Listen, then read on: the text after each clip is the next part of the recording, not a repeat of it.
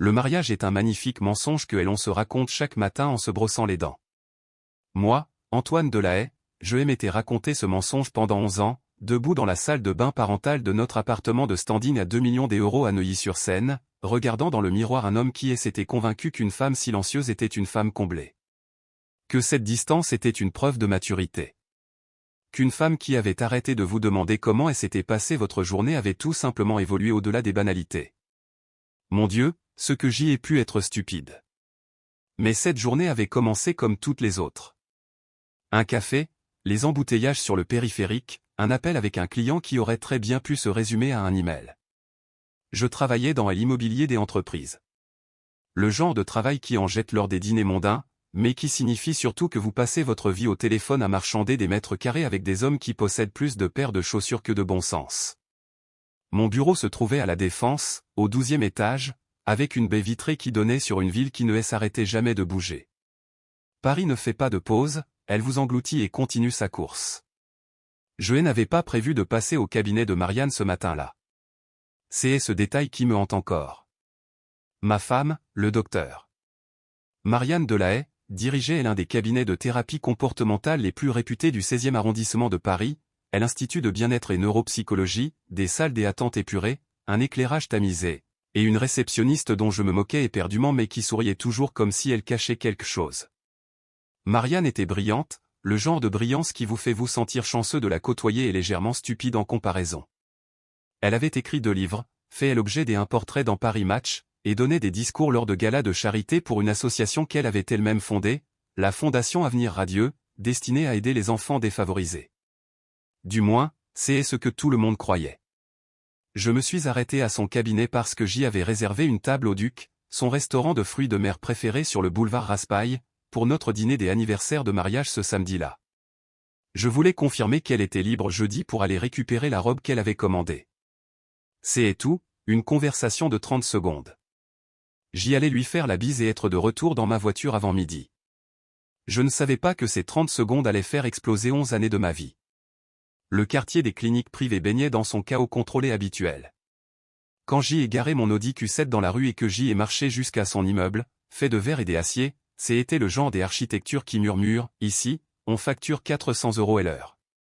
La réceptionniste, Chloé, la vingtaine, toujours avec son casque micro, a levé les yeux quand j'y ai poussé la porte, et son sourire a fait une chose étrange. Il a vacillé, comme une ampoule qui hésite à s'allumer complètement. Monsieur Delahaye, s'est-elle redressée. Le docteur Delahaye ne vous attendait pas. Je sais, ai-je répondu. Visite surprise. Les gens mariés font ça parfois. Elle est en consultation en ce moment. Une longue séance. Ça pourrait durer, elle a jeté un coup d'œil à son écran, encore 40 minutes minimum. J'y ai haussé les épaules. Je vais l'attendre à son bureau. Je connais le chemin. En fait, je devrais probablement.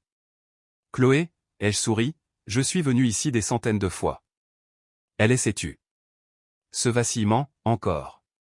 Je l'ai noté dans un coin de ma tête sans savoir pourquoi. Le bureau privé de Marianne se trouvait au bout d'un court couloir, passé 2 salles de thérapie et une petite cuisine qui sentait toujours la camomille et l'ambition. J'y ai ouvert sa porte, je suis entré et j'y ai expiré. La pièce sentait son parfum, la bergamote, avec quelque chose de chaleureux en dessous. Des diplômes encadrés sur les murs. Un bureau en acajou si bien ciré qu'on aurait pu y opérer. Des étagères qui recouvraient tout le mur de gauche. Classées par code couleur, parce que bien sûr, elle était.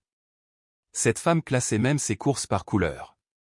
Je me suis installé dans le fauteuil en face de son bureau, celui que ses patients utilisaient probablement pour confesser leurs pires secrets, et j'y ai sorti mon téléphone pour faire défiler mon écran machinalement en attendant. C'est là que je l'ai vue. Sur le bureau, posé entre un bloc-notes juridique et une pile de dossiers. Un stylo plume, avec un corps bordeaux foncé et des finitions dorées, le genre des objets qui coûtent plus cher que la mensualité de la voiture de la plupart des gens. Je n'y aurais pas prêté attention, Marianne collectionnait les beaux stylos, et s'il n'y avait pas eu la gravure. Je me suis penché en avant. Juliette Delahaye. Le nom de ma fille. Mes mains ont bougé avant que mon cerveau ne donne son autorisation. Je l'ai pris.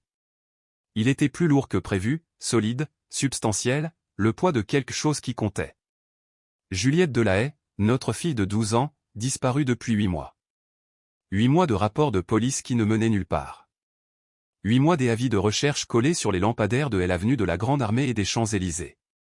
8 mois un chagrin qui s'était installé dans mes os comme du béton.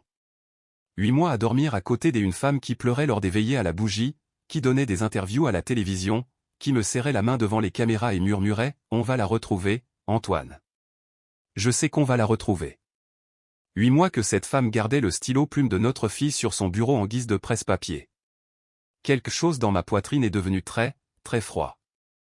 J'y ai fait tourner le stylo entre mes doigts. Mon pouce a trouvé une petite fente près de l'agrafe, presque invisible, le genre de choses qu'on ne remarque jamais à moins d'avoir les mains qui tremblent déjà et de chercher quelque chose à quoi s'accrocher. J'y ai appuyé dessus. Un doux déclic. Et la bibliothèque a bougé. Pas de manière spectaculaire, pas comme dans les films où la pierre grince et où la poussière tombe du plafond. Elle a simplement glissé, de manière fluide et hydraulique, comme si elle avait été construite par quelqu'un qui savait exactement ce qu'il faisait. Un espace d'1,20 m s'est ouvert entre le bord de l'étagère et le mur, et un air frais a soufflé de l'obscurité au-delà. Je me suis levé si vite que le fauteuil a roulé en arrière et a heurté le bureau. Juliette. Ma voix n'était guère plus qu'un murmure, puis plus forte. Juliette, c'est papa. Une voix petite, rauque.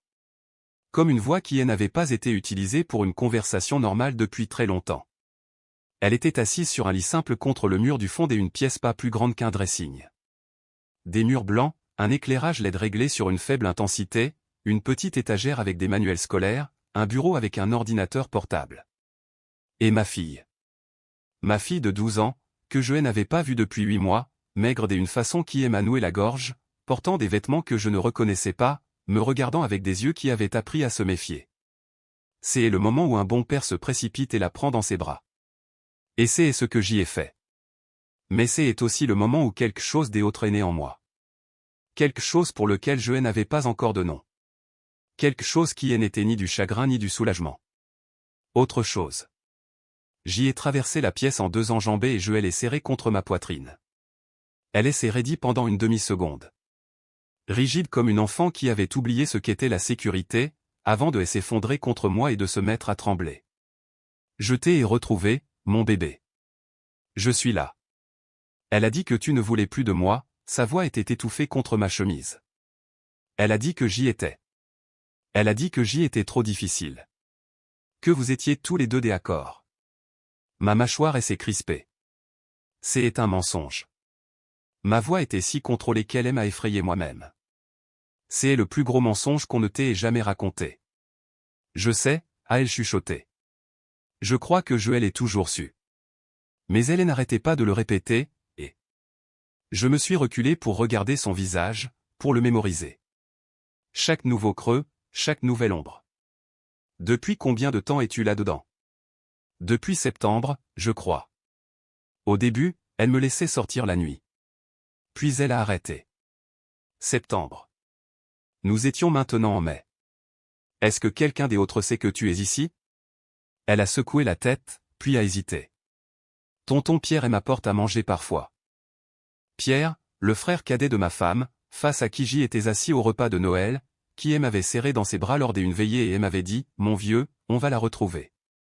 Qui m'avait regardé droit dans les yeux. J'y ai senti cette chose froide dans ma poitrine et s'étendre comme une tache. D'accord, j'y ai gardé une voix égale, posée. La voix que j'y utilisais dans les négociations quand j'y étais sur le point de tout rafler.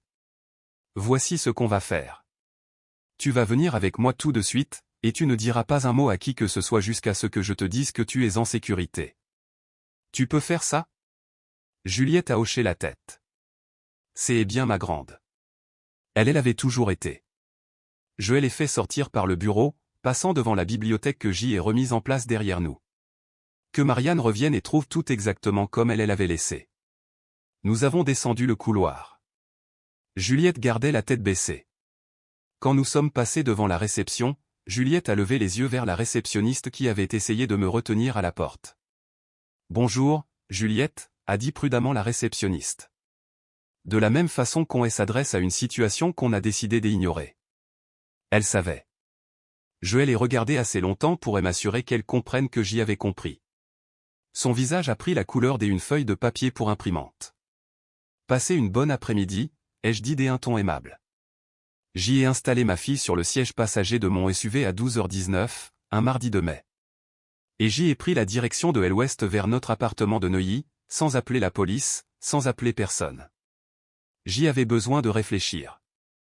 Je ne savais pas encore que Juliette n'était pas la seule enfant.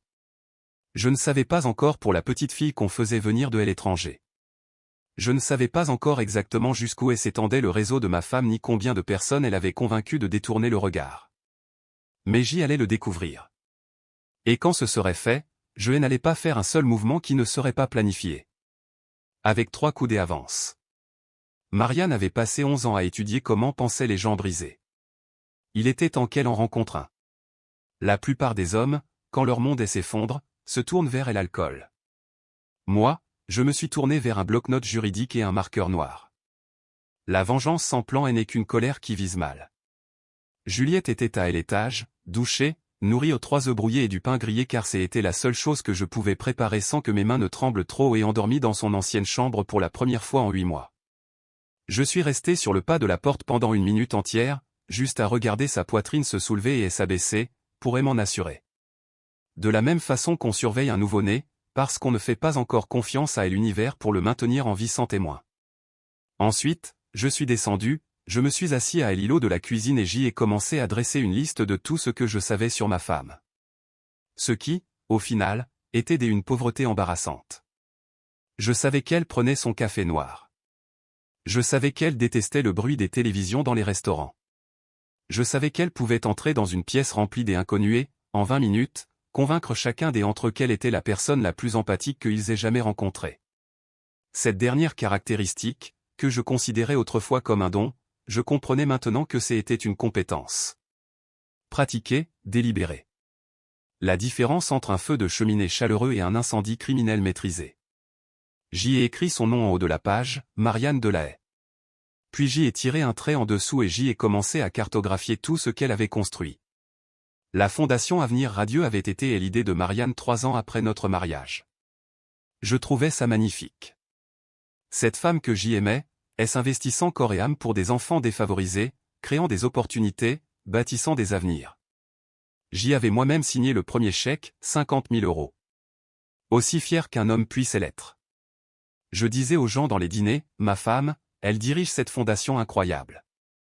Je portais ses accomplissements comme une décoration à la boutonnière et je n'avais jamais pensé à demander qui gérait réellement l'argent. 50 000 €. J'y ai ajouté ça sur la liste aussi. Sous une colonne que j'y ai intitulée ce que j'y ai financé. Mon téléphone a vibré. Marianne, prise de retard. La séance s'est éternisée. Je ne serai pas à la maison avant 19 h. Ne m'attends pas pour dîner. Je t'aime. J'y ai fixé le message pendant un long moment. Elle ne sait pas que j'y étais. Elle ne sait pas que j'y ai Juliette. Elle pense que la pièce est toujours verrouillée et que son secret y respire encore. J'y ai répondu, pas de problème. Je vais grignoter un truc. Je t'aime aussi. Et je pensais cette dernière phrase avec la même intensité qu'une porte qui claque définitivement, un son qui résonne. J'y ai passé les 4 heures suivantes sur mon ordinateur portable. Ce que j'y ai découvert pendant ces 4 heures aurait brisé un homme plus faible. Ou un homme plus intelligent. Je ne suis toujours pas sûr de la catégorie à laquelle j'y appartiens. Celle de ceux qui sont détruits par la vérité ou de ceux qui en sont galvanisés. La Fondation Avenir Radieux était enregistrée comme une association loi 1901 des utilités publiques. De la paperasse impeccable, un site web magnifique avec des photos libres de droit des enfants souriants, et un portail de dons qui avait traité j'y ai trouvé cela dans un document fiscal mis en cache sur un site de surveillance des ONG à un peu plus de 2,3 millions d'euros au cours des 4 dernières années. Le conseil des administrations comportait 3 noms, Marianne, un avocat que j'y avais rencontré une fois lors d'un gala et qui n'avait aucune importance, et Pierre Laurent. Pierre, le frère de ma femme, dont je n'avais jamais pensé à taper le nom sur Google. Je l'ai fait. Pierre Laurent possédait une société de conseil enregistrée au Luxembourg. L'entreprise n'avait pas de site web, aucun employé déclaré, et une adresse enregistrée qui, lorsque je l'ai cherché sur une carte, correspondait à une boîte postale à la périphérie de Luxembourgville. Il était également répertorié comme co-signataire d'un compte bancaire lié à une filiale de la Fondation, un programme appelé Horizons Internationaux. Internationaux. Je me suis adossé à ma chaise. Combien d'enfants, Marianne? Je n'avais pas encore la réponse. Mais je savais une chose. La pièce derrière cette bibliothèque n'avait pas été construite pour être une prison à long terme. Elle était trop propre, trop organisée. Des manuels scolaires, un ordinateur portable, que j'y avais ramené à la maison et qui trônait maintenant sur l'îlot de la cuisine à côté de mon bloc-notes. L'ordinateur était protégé par un mot de passe, mais je connaissais les habitudes de Marianne. Elle utilisait des variantes du même mot de passe de base pour tout.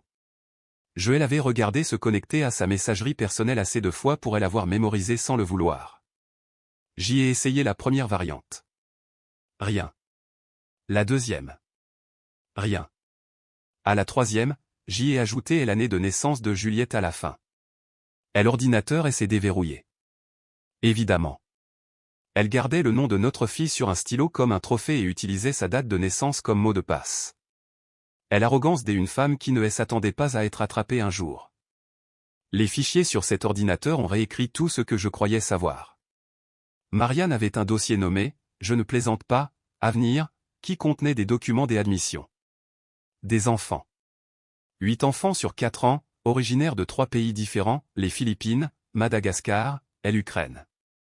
Chaque dossier comportait une photographie, un nom, un âge, une évaluation psychologique rédigée dans le langage clinique et précis de Marianne, et une colonne qu'elle appelait calendrier des intégrations. Intégration. Comme s'il s'agissait de mise à jour de logiciels.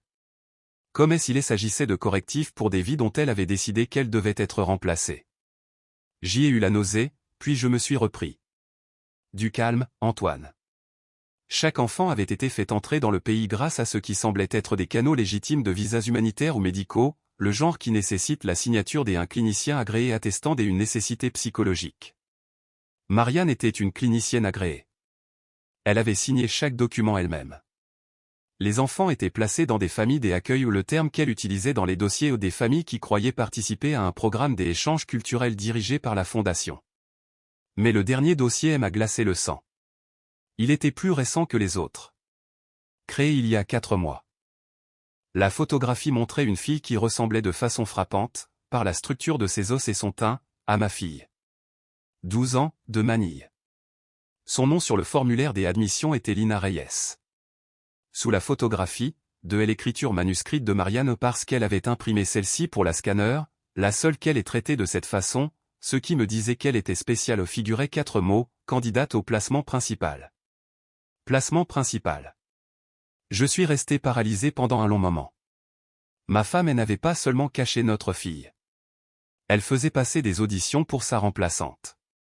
Une enfant qui ressemblait suffisamment à Juliette pour être éventuellement présentée au monde, à nos amis, à notre famille, au cercle mondain parisien que Marianne soignait comme une exposition de musée, comme une enfant sauvée qu'elle avait ramenée à la maison. Avec un nouveau nom, une nouvelle histoire. Tandis que notre vraie fille serait discrètement effacée, renommée, redistribuée dans le système comme le cas social de quelqu'un d'autre. Elle allait remplacer notre enfant, et je m'étais assis à des dîners mondains pour me vanter de sa fondation. J'y ai fermé l'ordinateur portable très soigneusement, je me suis levé, j'y ai marché jusqu'à l'évier de la cuisine, j'y ai fait couler l'eau froide, j'y ai passé mes 2 mains dessous et j'y ai simplement respiré. Elle n'agit pas trop vite. Elle n'appelle pas la police tout de suite. Si tu appelles la police maintenant, Pierre s'enfuit. Les familles d'accueil se dispersent. Les gamins disparaissent à nouveau dans le système et personne ne répond de rien. Marianne engage le meilleur avocat de Paris et s'en tire dans 3 ans grâce à des vices de procédure. Non, ça doit être chirurgical. Je me suis essuyé les mains, je suis retourné à l'îlot, j'y ai tourné la page du bloc-notes et j'y ai écrit 2 mots en haut, Guillaume Chevalier. Mon plus vieil ami, 12 ans de service à la direction centrale de la police judiciaire, dirigeant actuellement les enquêtes sur la délinquance financière depuis le Bastion au Batignolles. L'homme qui était mon témoin à mon mariage, qui avait dansé un slow avec la colocataire de fac de Marianne et m'avait appelé le lendemain matin, mortifié, parce qu'il lui avait marché sur les pieds 2 fois. Qui s'était assis avec moi dans cette même cuisine 3 mois après la disparition de Juliette et m'avait dit doucement, professionnellement, avec le poids d'un homme qui en savait trop sur la façon dont ses affaires se terminaient, que les statistiques après 90 jours n'étaient pas en notre faveur. Il ne savait pas que ces statistiques étaient manipulées. Je n'allais pas encore appeler Guillaume. J'y avais besoin de plus. J'y avais besoin que tout soit documenté et irréfutable avant de remettre le dossier à quelqu'un portant à un signe. Parce qu'au moment où je le ferais, l'histoire deviendrait la leur. Et j'y avais quelque chose de plus important que la justice en tête. Je voulais que le nom de Marianne signifie quelque chose de bien précis dans cette ville. Je voulais que chaque personne qui elle avait applaudi lors de ces galas ressente l'embarras rétroactif de ce geste jusqu'au fond de ses os. Je voulais que l'histoire soit si complète, si minutieusement documentée, qu'aucun avocat, aucun conseiller en communication, aucune conférence de presse larmoyante ne puisse en arrondir les angles. La justice viendrait, mais la mort de sa réputation devait passer en premier. J'y ai entendu de petits pas dans l'escalier à 16h30. Juliette est apparue dans l'encadrement de la porte de la cuisine, les cheveux détachés, portant le grand sweatshirt de la fac qu'elle avait apparemment toujours dans son placard. Elle a regardé le bloc-notes, l'ordinateur portable, puis l'expression sur mon visage que je n'avais pas tout à fait réussi à neutraliser avant qu'elle n'entre. « Tu prépares quelque chose ?» a-t-elle dit. « Je travaille juste, papa. » Elle a penché la tête. Elle avait les yeux de sa mère, ce qui était actuellement une chose compliquée à gérer. « Je connais ta tête de travail. » Ce n'est pas ça. J'y ai tapoté le tabouret de bar à côté de moi. Elle a grimpé, a replié ses pieds sous elle comme elle le faisait toujours depuis qu'elle avait 4 ans, et a regardé le bloc-notes sans le toucher. Elle allait ramener quelqu'un d'autre à la maison, a dit Juliette doucement, et ce n'était pas une question. Je l'ai regardé. Que est-ce que tu sais là-dessus? Je l'ai entendu au téléphone à travers le mur. Elle a fait une pause. Elle parlait à tonton Pierre. Elle disait que la transition devait se faire avant le gala des automnes. Que ça devait être propre. La voix de Juliette n'a pas tremblé, ce qui était d'une certaine manière pire que si cela avait été le cas. Elle a prononcé mon nom, et ensuite elle a dit ancienne. Ancienne. Ma propre fille qualifiée de passé. Depuis combien de temps le sais-tu? Ai-je demandé. Peut-être 2 mois. Elle a haussé les épaules. Un geste petit, fatigué. J'y ai arrêté de pleurer à cause de ça après la première semaine. Ça ne servait à rien. 12 ans, et j'y avais apparemment élevé une personne nettement plus forte que moi. Elle ne s'en tirera pas, ai-je dit. Je sais. Juliette aime à regarder avec assurance. Mais papa, ne fais pas que l'affaire arrêtée. J'y ai haussé un sourcil. Fais en sorte que ça marque le coup, a-t-elle dit. J'y ai regardé ma fille, amaigrie, le regard prudent, endurci par ces 8 mois, et j'y ai senti quelque chose basculer dans ma poitrine. Pas cette chose froide et chirurgicale, mais quelque chose de plus ancien. De la fierté. C'est, ai-je dit en ramassant le marqueur noir, exactement le plan. À 18h58, 2 minutes avant que la clé de Marianne ne tourne dans la serrure de la porte des entrées, j'y étais assis sur le canapé avec un verre d'eau, la télévision allumée, ayant l'air d'un homme qui avait passé un mardi parfaitement ordinaire. Juliette était de retour à l'étage, endormie ou faisant semblant. Nous avions convenu qu'elle serait un fantôme jusqu'à ce que je dise le contraire. J'y ai entendu la porte s'ouvrir, le bruit des talons sur le parquet, le son spécifique de ma femme se déplaçant dans une maison qu'elle croyait être encore la sienne. Salut, ai-je souri. Comment été cette longue séance? Épuisant. Elle a fait rouler sa nuque, a marché jusqu'à la cuisine, a ouvert le réfrigérateur. Complètement normal, complètement à l'aise. Une femme qui n'avait aucune idée que son empire avait une fissure dans ses fondations. Tu as mangé? J'y ai pris un bon truc. Elle a sorti une bouteille d'eau pétillante, s'est adossée au comptoir, m'a regardé avec ses yeux qui m'avaient autrefois fait me sentir comme l'homme le plus compris au monde. Ça va? Tu as l'air un peu.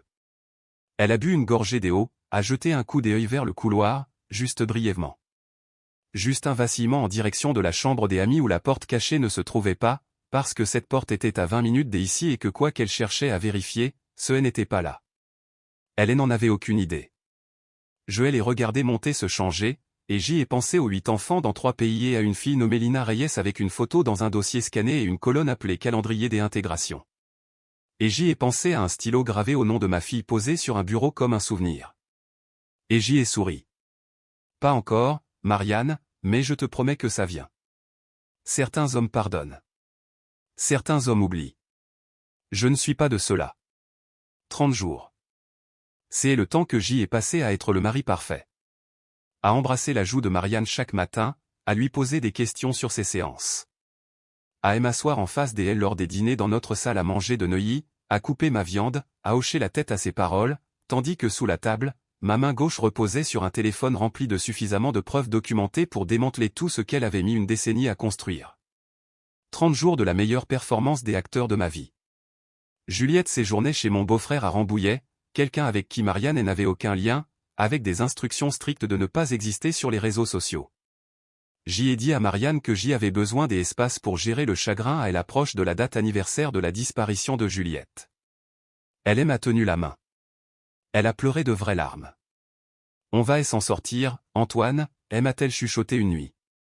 Ouais, ai-je répondu en lui serrant la main. On va vraiment s'en sortir. Guillaume Chevalier m'a rejoint à 7 h du matin un mercredi dans une brasserie. Un terrain neutre, une table dans le coin, le genre des endroits où deux hommes prenant un café ne sont pas remarqués. J'y ai fait glisser une clé USB sur la table avant même qu'il n'ait ouvert le menu.